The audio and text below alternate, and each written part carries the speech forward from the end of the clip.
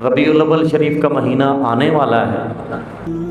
ہم رسول اللہ صلی اللہ علیہ وسلم کی سیرت دیکھتے ہیں۔ پہلی بات تو یہ کہ 12 ربیع الاول نبی کا یوم ولادت ہے، اس پر کوئی صحیح روایت موجود نہیں ہے۔ اگر ہے تو بھائی کوئی دکھا دے، بھائی یہ روایت ہے، اس کے یہ راوی ہیں، سارے ثقہ راوی ہیں، ایسی کوئی روایت موجود نہیں ہے۔ اور اس کی وجہ یہی ہے کہ اللہ تعالیٰ نے اپنے نبی کی ولادت کے دن کو امت سے چھپا لیا ہے تاکہ اس میں خرافات، کیونکہ پچھلی امتوں نے کیا نا اپنے انبیاء کی ولادتوں کے دن کے ساتھ کہ ایک عید میلاد النبی منایا جاتا ہے، وہ birthday of the prophet, اور اگر آپ دیکھیں گے یہ 12 ربیع اول ہے، اور جہاں تک کہ ہمیں حدیث کی روشنی میں ہمیں یہ ثابت نہیں ہوتا ہے کہ محمد صلی اللہ علیہ وسلم نے کبھی اپنا سالگرہ بنائے، یا صحابہ نے یا تائین یا تبع تائین نے کبھی ان کا سالگرہ بنائے۔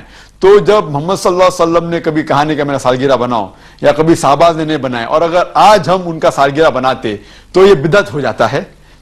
عید میلاد النبی ایک نئی عید ہو گئی ہے، کیا اس کا حکم دیا محمد رسول اللہ نے؟ بڑی بڑی زبانیں کھلتی ہوئی نظر آئیں گی، بڑے بڑے مفتی نکلیں گے بلوں سے باہر موسمی حالات کے حساب کے ساتھ، وہ یہ کیا کر رہے ہو، یہ کیا کر رہے ہو، یہ کیا کر رہے ہو، میلاد منا رہے ہو، اتنے پیسے خرچ رہے ہو۔ وہ کسی بیوہ بچی کی، کسی بیوہ عورت کی بچی کی شادی کروا دو، کوئی غریب آدمی ہے اس کے کام آ جاؤ، کچھ کر لو۔ یہ دیگوں کا کیا فائدہ، ان نعت خوانوں کا کیا فائدہ، ان ساری چیزوں کا کیا فائدہ ہے، کن کاموں میں پڑے ہو؟ حضور عرض یہ ہے کہ 11 مہینے ہیں نا آپ کے پاس، جتنی مرضی بچیوں کی شادی کروائیں، جو مرضی کروائیں، 11 مہینے آپ کے پاس ہیں۔ مسجدیں بنائیں، مدرسے بنائیں، لوگوں کے کام آئیں، نیکی کی بات ہے۔ وہ 11 مہینے آپ کو نظر نہیں آتا کہ کیا کیا کرنا ہے، اسی مہینے میں نظر آتا ہے کہ یہ نہیں کرنا، یہ نہیں کرنا۔ بات پتہ کیا ہے؟ حضور نبی کریم صلی اللہ علیہ وسلم کے ساتھ امتی کا تعلق، اب یہ چیز بڑے سلو پوائزننگ انداز میں دی جا رہی ہے۔ بھئی حضور کی تعلیمات کے اوپر عمل کریں، حضور نے نماز کہا ہے نماز پڑھیں، حضور نے زکوٰۃ کہا ہے زکوٰۃ دیں، حضور نے حج کہا ہے حج کریں، حضور نے حلال کھانے کہا ہے حلال کھائیں، حضور نے کہا یہ چیزیں کر رہی ہیں کریں، حضور نے جس چیز سے منع کیا وہ منع کر دیں، بس اتنا تعلق ہی۔ یعنی کہ سبق یہ دیا جا رہا ہے کہ حضور کے ساتھ وابستگی، حضور کے ساتھ نسبت، حضور کے ساتھ تعلق فقط تعلیماتی نوعیت کا رکھیں، ان کی تعلیمات کے اوپر عمل کریں، بس یہی کافی ہے۔ حضور اللہ کا پیغام لے کر آئے، آپ تک پہنچا دیا، بس مسئلہ ختم، اس سے آگے نہ چلیں۔ اس بات کا پتہ زیادہ صحابہ کو تھا یا ہمیں تھا؟ اسلام ادھر سے آیا نا، اسلام نیا نہیں لیں گے، انسٹاگرام والا اسلام نہیں چلے گا، فیس بک والا اسلام نہیں چلے گا، اسلام 1400 سال پرانا ہی رہے گا، قرآن وہی چلے گا، حدیثیں وہی چلیں گی، نظام وہی چلے گا، ہدایت وہی چلے گی، کرم وہی چلے گا، خیرات وہی چلے گی۔ اب چاند پہ پہنچ جائیں، مریخ پہ پہنچ جائیں، جہاں مرضی پہنچ جائیں، خیرات وہی چلے گی۔ تو میں گزارش یہ کر رہا تھا کہ اب پڑھے لکھے ذہن میں بات کیا ڈالی جا رہی ہے کہ بھائی تعلیمات کو اپنائیں، بس کافی۔ حضور پیغام لے کر آئے، حضور پیغام لے کر آئے، وہی اتری، انہوں نے ہمیں بتا دیا بھی یہ پیغام آیا، تو بس ٹھیک ہے، بس اس پیغام پہ عمل کرو، بس باقی باتوں میں شخصیت پرستی میں جانے کی ضرورت کیا ہے؟ بھئی اتنے آپ اعلیٰ پائے گئے ہیں تو پیغام ڈائریکٹ ہی ریسیو کر لیتے، میرے خیال میں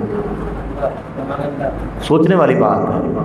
اگر اتنے بلند پایا کے لوگ ہیں آپ، تو پیغام اس سے پیغام ریسیو کر سکا کوئی اور کر لیتا؟ وہ تو قادر تھا نا ہر ایک کو پیغام دے، نہ اس کے پاس فرشتوں کی کمی ہے، نہ کسی اور کی کمی ہے، پھر بھی تو بات یہ ہے کہ ایک امتی کا تعلق تعلیمات کا بھی ہونا چاہیے اور شخصیت کا بھی ہونا چاہیے۔ دونوں چیزیں آئی ہیں.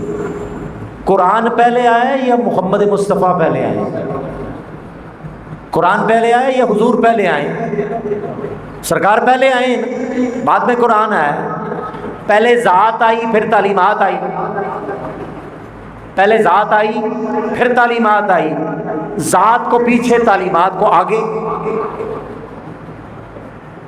سوچنے والی بات ہے کہ جہاں پر ذات آئی ہے وہاں پر تعلیمات بھی آئی ہیں. تعلیمات کو اگر اہمیت دے رہے ہیں اچھی بات ہے، دیں. حضور کی سیرت کو اپنائیں، اخلاق حسنہ کو اپنائیں. کیا حضور کے اخلاق کو اپنانا ہی ایمان ہے؟ کیا حضور کی ذات کے ساتھ تعلق کا رکھنا کیا کہ یہ دین سے باہر کی چیز ہے؟ کیا حضور کے ساتھ عشق کا تعلق رکھنا، حضور کی نعتیں پڑھنا، حضور کے ترانے گانا، تڑپ تڑپ کر آپ کے شعر کی صدائیں لگانا، تڑپ تڑپ پر آنکھوں بہا بہا کر حضور کو یاد کرنا، کیا یہ اسلام میں نہیں ہے؟ کیا یہ اسلام میں نہیں ہے؟ رب کو دیکھا کسی نے جا کے؟ زبان مصطفیٰ سے مانا تو ایمان پھر ذات پر ہوا. زبان کا تعلق حضور کے جسد اقدس کے ساتھ، اور جسد اقدس پورے کا پورا سراپا وہ ذات ہی ہے. تو ذات کے ساتھ تعلق جڑا تو پھر صفات کے ساتھ تعلق جڑتا ہے. اگر ذات کے ساتھ تعلق نہ ہو صفات کے ساتھ تعلق جڑتا ہی نہیں. تو سرکار نے کہا کہ پہلے تعلق مجھ سے جوڑو. تو صحابہ نے پہلا تعلق حضور سے جوڑا، اور کوئی کام نہیں. دکان پہ ہیں، کاروبار میں ہیں، کھیت میں ہیں، ہر جگہ یہی خیال ہے کب وقت ہوگا، کب وقت ہوگا، کب جائیں گے. انہیں تو پتا تھا کہ جن باقی جا سکیں یا نہ جا سکیں 5 نمازوں میں تو جائیں گے، 5 نمازوں میں تو جائیں گے، 5 دفعہ تو دیدار ہوگا. تو ہمارے لیے نماز کا مسئلہ ہی کوئی نہیں، ہمارے لیے نماز مسئلہ ہی کوئی نہیں ہے. تو گزارش یہ ہے کہ چونکہ یہ ماہ مکرم آ رہا ہے، بڑھ چڑھ کے، کیونکہ اصل میں خوشی تو ہے ہی یہی، اصل میں مسرت تو ہے ہی یہی. اور جسے حضور کی آمد میں مسرت نہ ہو، حضور کی آمد پہ خوشی نہ ہو، حضور کی آمد میں سے دل میں شادمانی نہ آئے، فرحت نہ آئے، سرور نہ آئے، کیف نہ آئے، تو یہ شیطان بڑا مچلا تھا. جب سرکار کے نور کو تخلیق کیا گیا نا، قبلہ والد محترم یہ حدیث سنایا کرتے تھے کہ شیطان نے ہر طرف اندھیرا کیا ہوا تھا. میرے مطالعے میں اب یہ چیزیں آ رہی ہیں، آپ نے بھی سنا ہوگا کتاب میں، پرانے جو لوگ ہیں، کہ شیطان نے ہر طرف اندھیرا کیا ہوا تھا. اس نے دیکھا کہ ایک طرف سے روشنی اٹھنا شروع ہو گئی، بڑا کوشش کرتا ہے، پر ڈالتا ہے، یہ کر یہ کر یہ کر. وہ روشنی یہ ہے کہ وہ بند ہونے کا نام نہیں لیتی.